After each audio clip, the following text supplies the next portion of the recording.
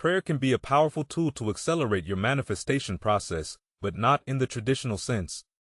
When we think of prayer, we often associate it with making requests to God for assistance or forgiveness.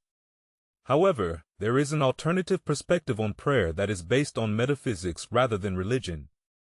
This different approach to prayer is the key to manifesting our desires more quickly. To present this alternative and powerful viewpoint on prayer, I will provide 3 quotes.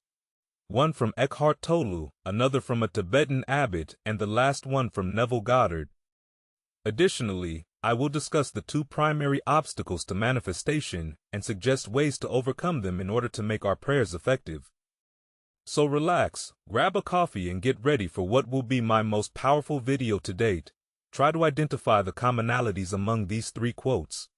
The initial quote is from Eckhart Tolle, the writer of The Power of Now. In an interview, he stated the following: "The most important thing anybody's ever said about manifesting things is one sentence.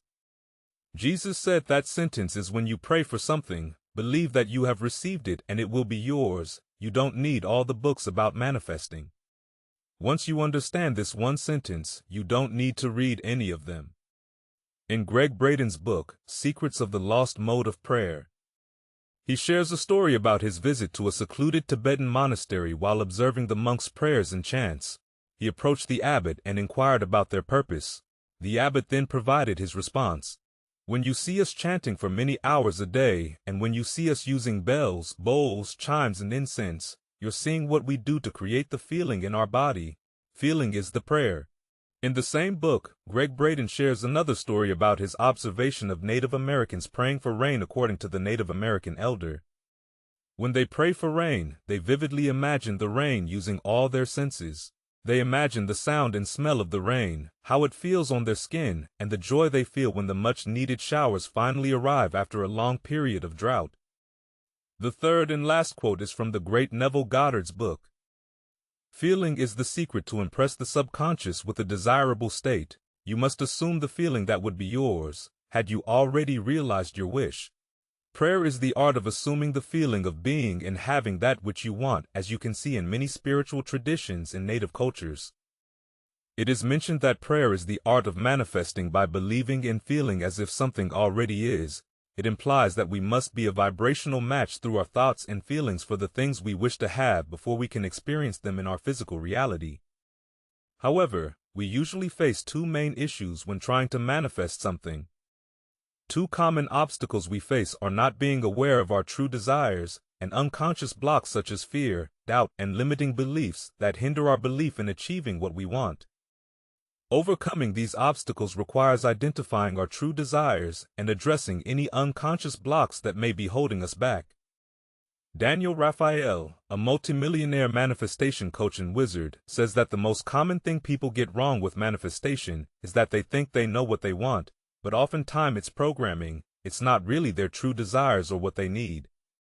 Manifestation is about getting out of the way, surrendering to the higher vision, and humbling yourself to receive what's in your highest good, and what's in your highest good is in the highest good of everyone.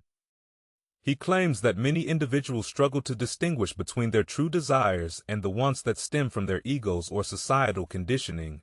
Your true desires originate from your soul. They are your innate interests and the things that genuinely pique your curiosity. When you think about these desires, you feel alive, energized, and joyful.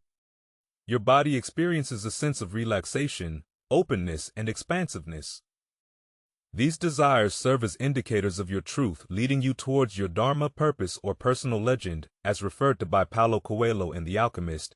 Your ego's desires stem from emotions of fear, inadequacy, and necessity, such as the necessity for validation, to feel deserving, or maybe even better than others. Jot down your desires on paper, then delve deeper by asking yourself why 5 times to uncover the true motivations behind each desire. Now take a closer look at your reasons. Are they driven by a need to feel important, worthy, or superior to others? If so, that's your ego at play. Or are they influenced by societal expectations and the beliefs instilled by your parents, indicated by the word should? That's conditioning. Alternatively, are your desires rooted in a sense of vitality, inspiration, and growth? If that's the case, then it's your heart guiding you. Now, let's look at another element that blocks our prayers: unwanted subconscious programming. Bruce Lipton, the brilliant mind behind the groundbreaking discovery of epigenetics and the author of the renowned book, The Biology of Belief, once stated, when you are struggling to accomplish, whether it's health or love or relationships or whatever it is, it represents a simple fact: your subconscious programming doesn't support that conclusion. It means that if your subconscious programming isn't congruent with what you want, your prayers may not work. Discover effective methods to eliminate those pesky blocks or programs by diving into the realms of shadow work and visualization. I will soon do a whole video on shadow work. But let's kickstart your journey with the power of visualization for the time being. To put it simply, imagine yourself doing or possessing what you desire and make an effort to feel grateful for it. Expressing gratitude for having what you want holds great power.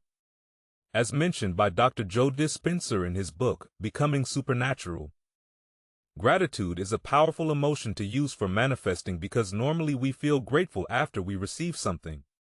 So the emotional signature of gratitude means it has already happened. When you are thankful or you feel appreciation, you are in the ultimate state to receive. Visualizing your desires with strong emotions can help eliminate hidden barriers that create resistance within you.